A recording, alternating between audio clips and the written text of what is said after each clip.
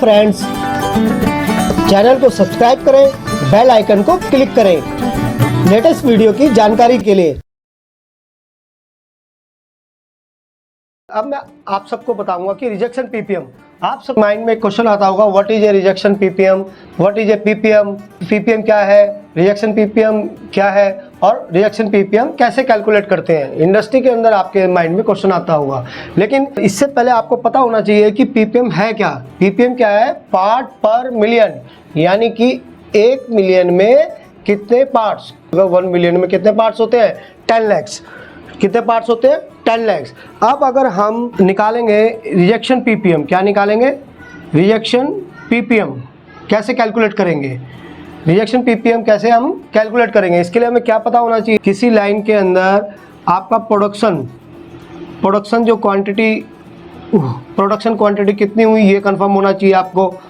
Number दूसरा, आपका line rejection कितना है, लाइन रिजेक्शन क्वांटिटी कितनी निकली है, ये आपको पता होना चाहिए। तो रिजेक्शन पीपीएम निकालने के लिए आपको क्या कंफर्म होना चाहिए? पहले प्रोडक्शन क्वांटिटी, और प्रोडक्शन क्वांटिटी के साथ साथ जितनी रिजेक्शन क्वांटिटी निकली है वो भी आपको कंफर्म होना चाहिए। तो रिजेक्शन पीपीएम का जो फार्मूला है वो क्या है? टोटल रिजेक्शन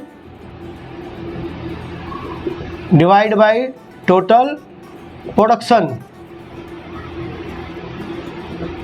इसको हम मल्टीप्लाई कर देंगे 10 लाख से। किससे? 10 लाख से। तो ये हमारा क्या आ जाएगा? Rejection ppm.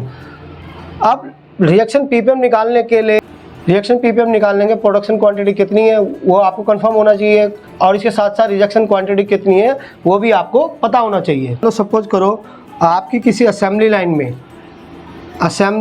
लाइन के अंदर आपका प्रोडक्शन कितना हुआ। मान लो सपोज करो आपने असेंबली लाइन में कोई प्रोडक्शन बनाया, पार्ट बनाया, तो उस दिन का प्रोडक्शन कितना हुआ आपका? 5000 पीसेस हुआ। और सपोज करो ये प्रोडक्शन हुआ, क्या हुआ? प्रोडक्शन हुआ, और उसी दिन आपका 5000 पीस में से आपका 50 पीसेस क्या आ गया? रिजेक्शन आ गया। क्या आ गया? Rejection quantity. 5000 पीस के अंदर 50 पीस आपके रिजेक्शन हो गए। तो आपका पीपीएम कैसे निकालेंगे? पीपीएम निकालने के लिए वही फार्मूला है, 50 डिवाइड बाई और आपका इसके बाद 10 लाख। अगर हम इससे करेंगे 3 से, आपका 3 से कर दिया,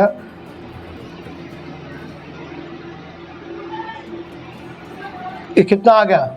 10,000 पीपीएम आ गया। 10,000 पीपीएम क्या है आपका?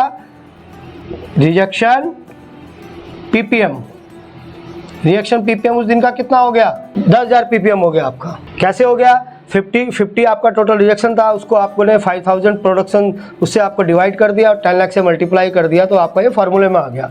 सपोज करो कि मान लो आपका 50 रिजेक्शन था, प्रोडक्शन 5000 था। अगर सपोज करो मैं यहाँ पे कहता हूँ, मैं यहाँ पे 50 की जगह आपको सपोज करो 30 पीस आपका हो गया, 30 पीस हो गया, सेम प्रोडक्शन हुआ, 30 पीस क्या हुआ? रिजेक्शन हुआ, सेम प्रोडक्शन हुआ। तो इस केस में अगर 30 पीस रिजेक्शन होगा, 5000 आपका प्रोडक्शन है, तो कितना आपका रिजेक्शन पीपीएम आएगा? 50 पीसेस था, 5000 प्रोडक्शन था, तो आपका 10,000 पीपीएम आया था रिजेक्शन। इस केस में कितना आएगा?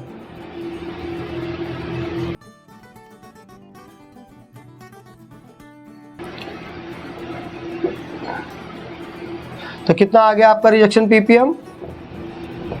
6000 पीपीएम हो गया, 6000 पीपीएम आ गया। अगर अब आपका 50 पीस था तो कितना था? 50 पीस रिजेक्शन था तो कितना था? 10,000 पीपीएम था। और अगर 30 पीस आपका रिजेक्शन था तो कितना था? आपका 6000 पीपीएम था। तो इस केस में आप देखेंगे, अगर प्रोडक्शन क्वांटिटी क्या थी इनकी? प्रोडक्शन क्वांटिटी कितनी थी इनकी? 5000 पीसेस।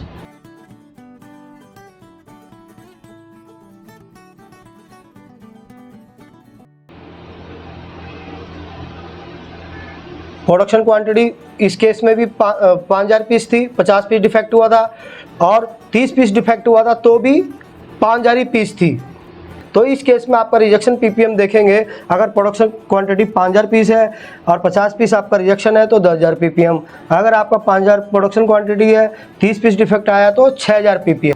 तो आप देखते हैं कि इंडस्ट्री के अंदर क्या होता है कि वो आपको टारगेट देते हैं कि भैया आपको मीट करना है, आपका पीपीएम मान लो सपोज करो 5000 पीपीएम का हमारा क्या दे दिया, टारगेट दे दिया।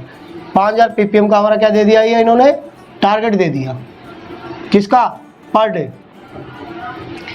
का टारगेट दे दिया। और उस दिन मान लो आपका अगर 6000 पीपीएम आ गया, 6000 पीपीएम आ गया तो हमारा टारगेट मीट हुआ उस दिन का, नहीं मीट हुआ। तो इस अगेंस्ट हमें एक्शन या आंसर देना पड़ेगा कि टारगेट से ऊपर क्यों गया। एक्चुअल पीपीएम, ये एक्चुअल पीपीएम हो गया। ये 6000 पीपीएम आया है यानी एक्चुअल आया है, तो ये टारगेट से ज़्यादा चला गया। अपने डिपार्टमेंट हेड एचओडी को और हमें इसके साथ हमें कापा सबमिट करना पड़ेगा, वाई एनालिसिस करना पड़ेगा। अगर हमारा 5000 पीपीएम टारगेट है और हमारा 4000 आया है पीपीएम, तो इसका मतलब हमारा सस्टेन है, यानी कि हम उस टारगेट को मीट कर रहे हैं। तो रिजेक्शन पीपीएम क्यों दिया जाता है, इसीलिए दिया जाता है कि कोई ऑडिटर आता है कि आपका रिजेक्शन पीपीएम क्या चल रहा है, आपके असेंबली डिपार्टमेंट का क्या रिजेक्शन पीपीएम है, आपका सीट मेटल का क्या रिजेक्शन पीपीएम है, इन हाउस मान ले टोटल रिजेक्शन पीपीएम क्या चल रहा है कंपनी में, ये सब आपसे क्वेश्चन किया जाता है। तो वो किस बेस पे होता है, जो आपकी कंपनी डिसाइड करेगी टारगेट, उस बेस पे होता है। टारगेट किसी का 5000 पीपीएम है, कोई 2000 भी रखता है, कोई आपका 10000 भी रखता है, डिपेंड करता है इस कंडीशन में अभी क्या पीपीएम चल रहा है। इसके साथ साथ जो है रिजेक्शन पीपीएम आप पर डे का नहीं, पूरे मंथ का भी निकाल सकते हैं, पर मंथ का भी निकाल सकते हैं।